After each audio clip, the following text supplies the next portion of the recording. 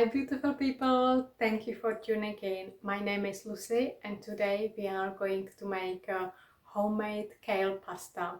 This is my first time, so it might be a disaster, but if I don't do this first time, I'm not gonna get any better. So if you'd like to try something new, just go for it, and you can only improve with time. So I was really craving some green pasta. I wanted to make a nettle pasta, so this is on my to-do list next year. But now there are no fresh nettles left, so I'm gonna have my practice with kale, Cavolo Nero or Dinosaur Kale. And why is it called like that? So here we are. This is from my garden. I grow it first time, so it's quite small, but you know, it's mine, and as you can see, everybody loves it. So I got a little house there. This managed to be in one piece. And why is it called dinosaur kale? I think this sort of skin resembles dinosaur skin, that's why it's a funny nickname. And this is my favorite kale. I really love it, so if you'd like to try it, it's quite easy to grow. You just need to be careful. Now we are in winter time, I put some protection because everybody loves it, and if you've got pigeons, they can strip it off. Obviously you need to watch out for slugs and stuff like that, but yeah, it should be good. So what we're gonna need, we need some kale. You can destalk it if you've got like bigger ones, but I'm not gonna do this. As you can see, I've got pretty small leaves. You can put it in boiling water and then straight into cold water and give it a good whisk, and put it into blender with 2 eggs. If you can go for organic, that would be great. I've got a bit of Himalayan salt, and also you need a flour. So I'm gonna be using 2 eggs and 2 cups of flour. Here I've got a homemade spelt flour. I've got grain meal, and I would highly recommend it. It's amazing. So I just made it myself from spelt grains, and if you buy grains, you can do whatever. You can sprout them, you can put it into juicer and use it as a green instead of wheatgrass. You can have a spelt grass instead, or at the moment I am fermenting some spelt grains, and I am gonna use it as a base for my first vegan homemade cheese made from cashew nut. So stay tuned, I'm gonna make another video. So if you've got a grain, you can do so many things, and of course you can make a flour with it. So shall we have a go? Okay, so I put kale, 2 eggs and a bit of salt into the blender, and I'm just gonna combine it together. I've got 2 cups of flour here, and I put kale combined with egg and salt in the middle, and I'm gonna combine it slowly with fork, and then I will use my hands to put everything together. Let's go.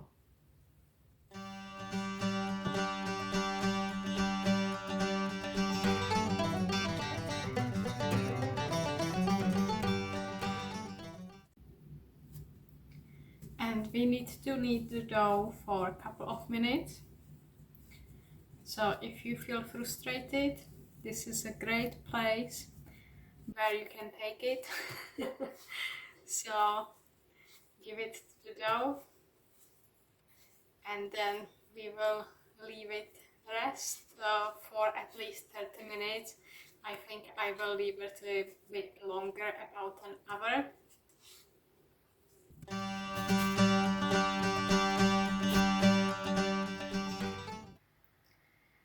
Check this out. Our dough is ready, and I'm gonna cut it into half.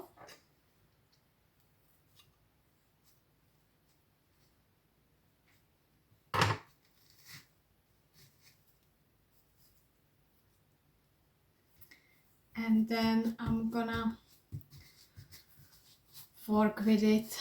So let's see what we can make with this.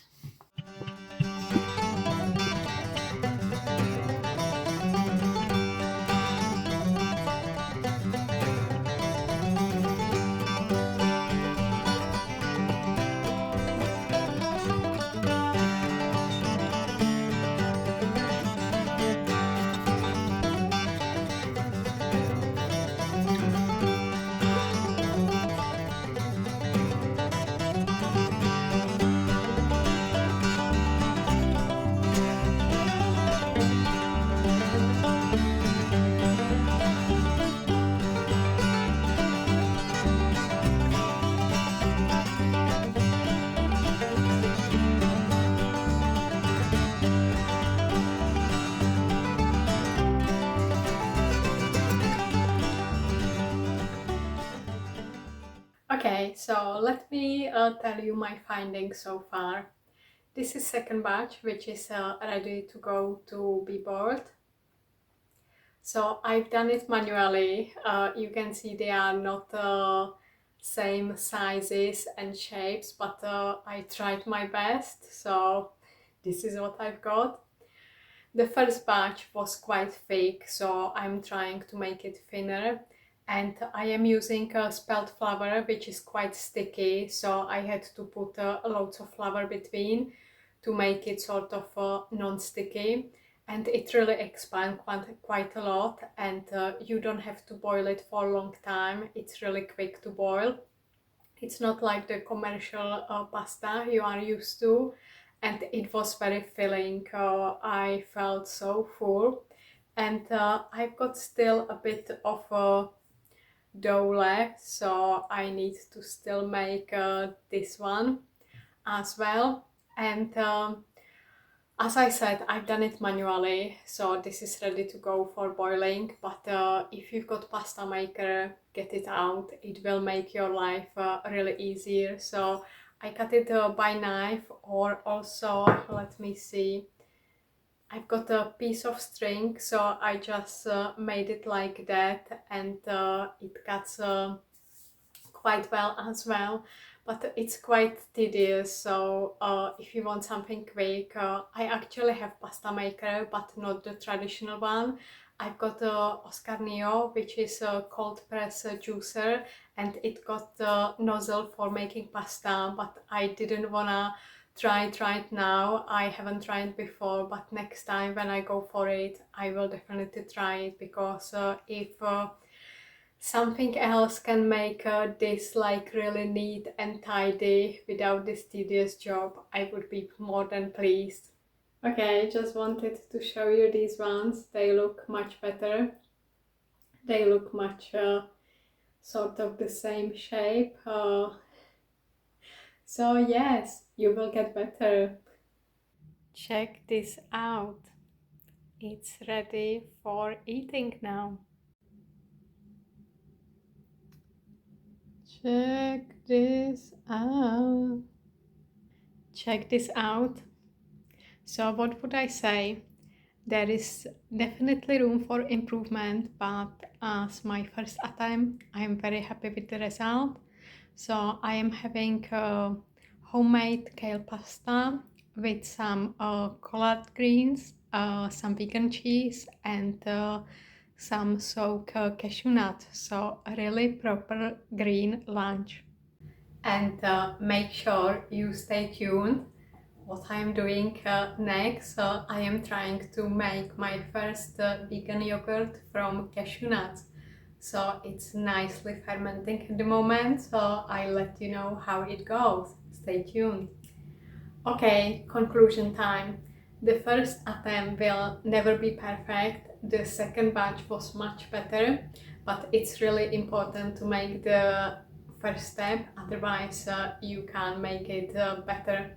If you are making homemade pasta on a regular basis, make sure you leave me some tips in the comments below, and I would advise really go and master it, because if you can make it with kale, you can make it with spinach, you can make it with any greens, you can make it with nettles, you can make it with wild greens, whatever you fancy. So it's really nice to add some color to your diet. If you don't like greens, you can play with beetroot, so it's really nice and colorful.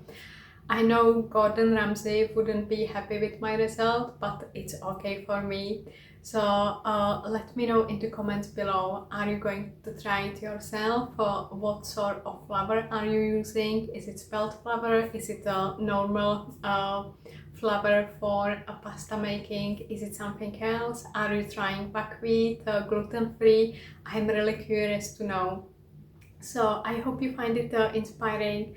Don't forget to hit the like button. If you haven't done so, you can subscribe now. Share with your friends and family, spread some love, leave me some comments, and thank you so much for watching. Stay amazing. That's all from me, from my heart to your heart. Bye until next time.